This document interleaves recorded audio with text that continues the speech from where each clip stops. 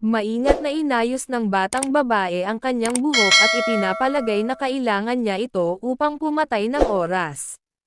Sa imahinasyon ng pangunahing tauhang babae, lumitaw ang isang larawan kung saan siya nakaupo sa isang trono sa loob ng palasyo, at ang kanyang boses ay nagsasabi na ang mga adventurer ay hindi kailanman pumupunta rito. Kahit na may makalusot, agad silang pinatay ni Fenrir. Inamin ng pangunahing tauhang babae na hindi niya inaasahan na makikilala niya ang isang tulad ng pangunahing karakter. Hinawakan ni Tsukasa ang nasugatan niyang balikat. Lumapit sa kanya ang batang babae at hiniling na makinig sa kanyang mga kahilingan, at muling tinanong siya ng bayani. Ipinaliwanag ng duwende na gusto niyang makilala ang labas ng mundo, habang hawak ng babae ang baba ng karakter gamit ang kanyang kamay.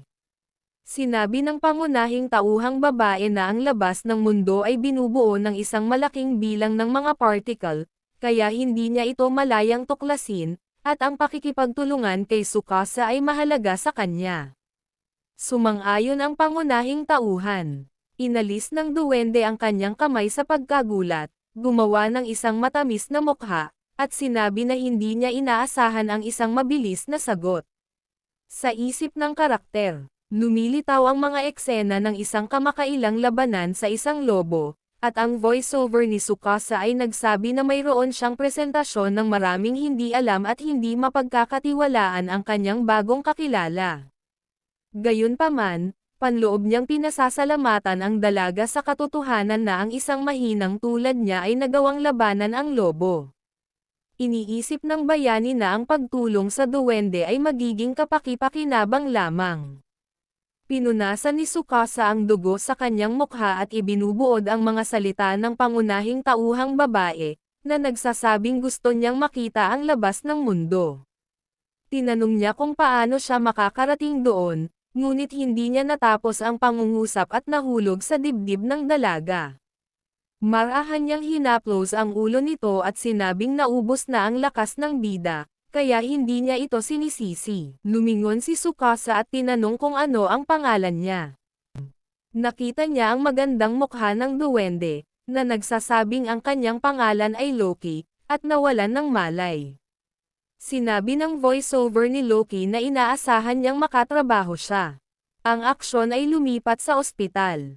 Ang pangunahing tauhan ay nakahiga sa kanyang kama at tumitingin sa kisame, iniisip na hindi siya pamilyar sa karakter. Isang hindi pamilyar na pangunahing tauhang babae ang nakaupo sa isang upuan sa malapit, tinawag si Tsukasa bilang isang inaantok na ulo at napansin na sa wakas ay nagising na siya. Umupo ang bida sa kama ng ospital at tinanong kung sino siya. Iritadong bumantong hininga ang dalaga at hindi nasisiyahang sinabing nakalimutan na siya ng karakter. Isang maliit na batang babae na kahawig ni Loki ang lumitaw sa kanyang harapan.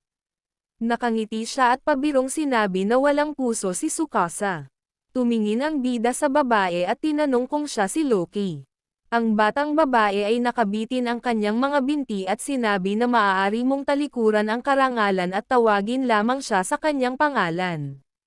Nilapitan niya ang pangunahing tauhan at sinabing sa wakas ay may pagkakataon na siyang magsaya sa labas ng mundo. Pero, ngunit si Tsukasa ay nasa ospital sa lahat ng oras na ito, at siya ay nainas dito.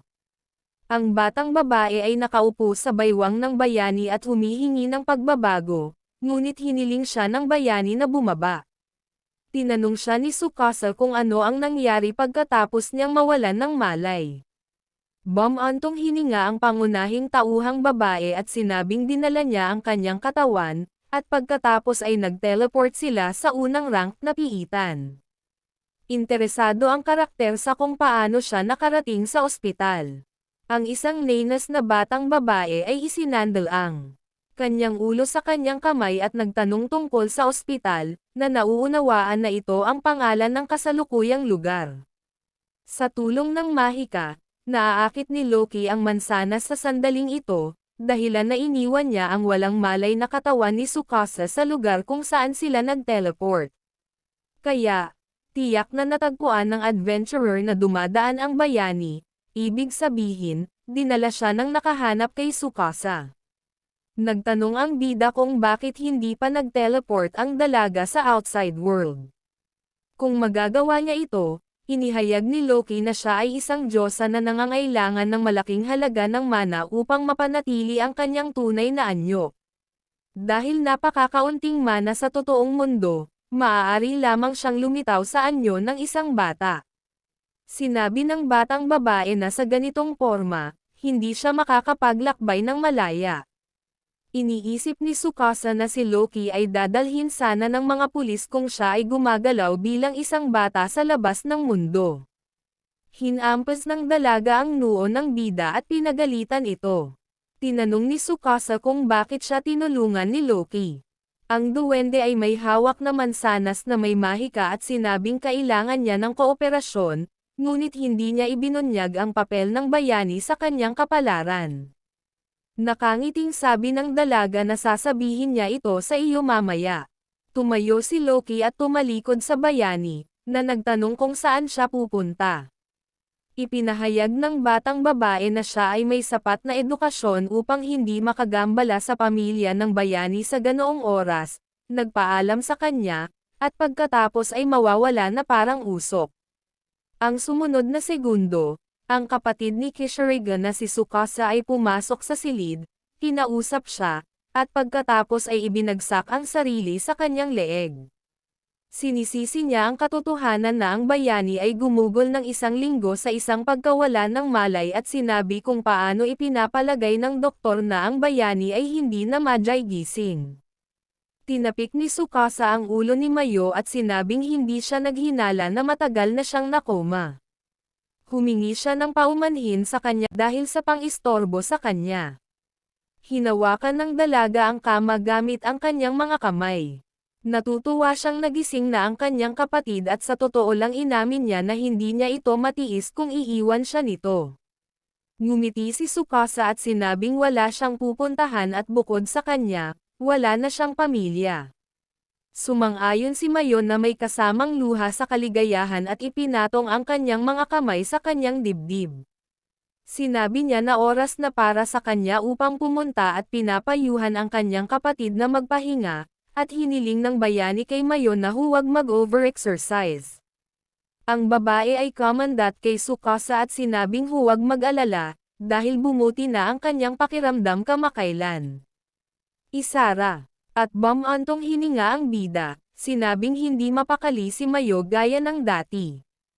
Lumitaw si Loki mula sa usok at nagtanong kung ito ay kapatid ni Kishiriga, si Tsukasa.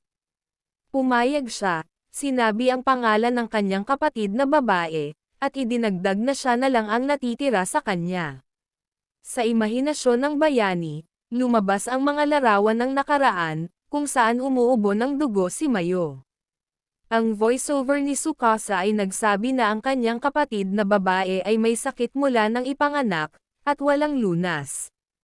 Ito ang dahilan kung bakit siya bumaba sa mga piitan, gusto niyang makahanap ng lunas sa lahat ng sakit.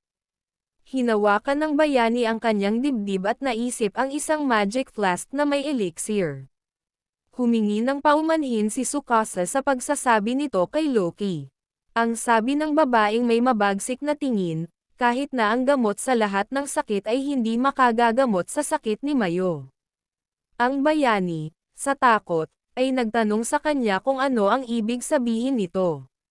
Nagtalo ang batang babae na ang dahilan para sa kondisyong ito ay maaaring ang sumpa ng piitan. Ang duwende ay tumalikod sa bayani at nilinaw na ang paghahagis ng mga sumpa ay isang kasanayan. Umupo siya sa isang upuan at ipinagpatuloy ang kanyang pagsasalita tungkol sa kung paanong hindi niya alam kung sino ang maaaring sumumpa ng ganoong sumpa, ngunit malinaw na ito ay gawa ng isang gawa-gawang nilalang na kapareho ng ranggo ni Loki. Tinanong muli ni Tsukasa na kung ito ay isang kasanayan para sa pagsira sa Diyos, ang sumpa ay hamupa. Kinumpirma ng dalaga ang kanyang sinabi. Tinawag ng bayani ang duwende sa pangalan at ipinahayag na gusto niyang harapin ang Diyos na sampain si Maya at gumaling sa kanya. Humihingi siya ng tulong sa isang bagong kaibigan.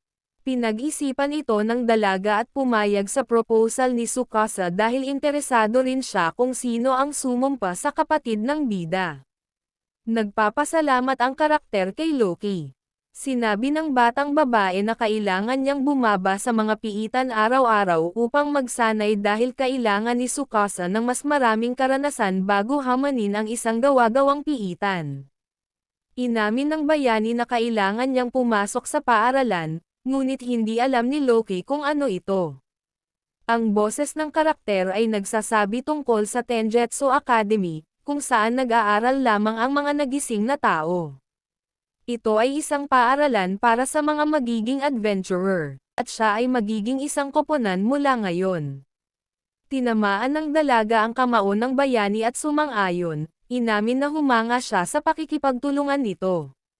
Lumipat ang aksyon pagkaraan ng 3 araw sa organisasyon ng pamamahala ng piitan sa Japan. Sinabi ng manggagawa sa pangunahing tauhan at kay Loki na hindi niya maaaring payagan silang bumaba sa piitan ng mag-isa. Hiniling niya na isaalang-alang ang pagkakaiba sa mga antas, kasama ang pagpuna ni Tsukasa na pinaghihinalaan niya ang ganoong problema. Sinabi ng babae na kapag nagtatrabaho ng nakapag-iisa, mas ligtas na labanan ang mga halimaw na nasa mas mababang antas dahil ang mga adventurer ay magiging pantay sa mga kalaban ng parehong antas. Kung ang mga bayani ay nakatagpo ng mga halimaw na may mas mataas na antas, ang panganib ay tumataas. Nagbabala ang manggagawa na si Tsukasa ay nasa ika-4 na antas, at ang mga halimaw sa antas ng 5 ay lilito sa unang piitan. Naiintindihan niya na ang pagkakaiba sa mga antas ay maliit, ngunit ang mga patakaran ay dapat sundin. Sinabi ni Loki na ito ay bastos at nag-aalok na makitungo sa babae, ngunit hiniling ng bayani na huwag sabihin ang mga ganoong bagay. Binanggit din niya na napagkasunduan nilang huwag ipakita ang totoong card ni Tsukasa. Ang kanyang apelyido at unang pangalan ay nakasulat dito, at ang antas 25 ay ipinahiwatig din. Ang voiceover ng bayani ay nagsasabi na siya ay huling pumasok sa mga piitan na may antas na 4 at ang kasanayan sa imitasyon, at ang data na ito ay iniimbak ng Dungeon Management Organization sa Japan.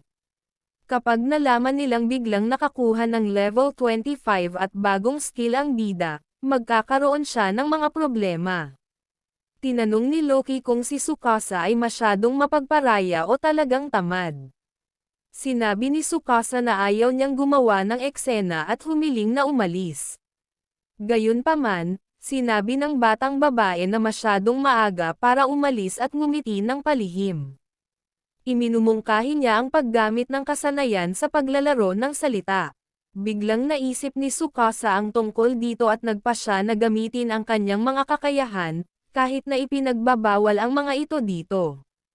Ang bayani ay muling nagtanong kung ito ay posible na bumaba sa piitan ng mag-isa, at ang isang window ng system ay lilito na nagsasaad na ang karakter ay ginamit ang kasanayan sa PAN. Sumang-ayon ang empleyado at hiningi ang card. Si Loki ay may kumpiyansa na kinukumbinsi si Tsukasa na walang makakaalam tungkol dito dahil ito ay ang kakayahan ng mga Diyos. Inamin ni Tsukasa na minamaliit niya ang dalaga at pakiramdam niya ay hindi siya nirerespeto nito. Ang aksyon ay gumagalaw sa piitan.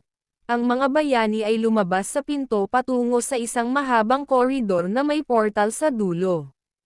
Sinasabi ng voiceover na ang gayong mga gate ay lumipat sa anumang dimensyon at pinapayagan kang malayang bisitahin ang anumang lugar. Iniskan ni Tsukasa ang card. Sinasabi ng boses ng system na matagumpay itong na-activate at nagbabala na mag-ingat kapag bumukas ang gate. Pagpasok sa portal, iniisip ng bayani na hindi mahalaga sa kanya kung aling mga piitan ang sasakupan o kung aling mga halimaw ang papatayin kung makakatulong ito na alisin ang sumpa mula sa kanyang kapatid na babae. Ipinahayag niya na handa pa siyang patayin ang Diyos. Pumasok sina Tsukasa at Loki sa portal. Ang bayani ay may kumpiyansa na gumagalaw sa daloy ng asol na mahika. Ang window ng system ay nagbabala na sila ay nasa unang palapag sa pugad ng mga goblins. Tinanong ni Loki kung ano ang eksaktong gagawin nila sa piitan. Sinabi ni Tsukasa na gusto niyang makita kung hanggang saan siya makakarating. Isang duwende na may hubog na espada ang lumabas upang salubungin ang mga bayani. Ang window ng system ay nagbabala na siya ay nasa level 5. Hinubad ni Tsukasa ang kanyang espada at sinabing oras na para simulan ang pagsubok sa tibay ng sandata sa mga halimaw.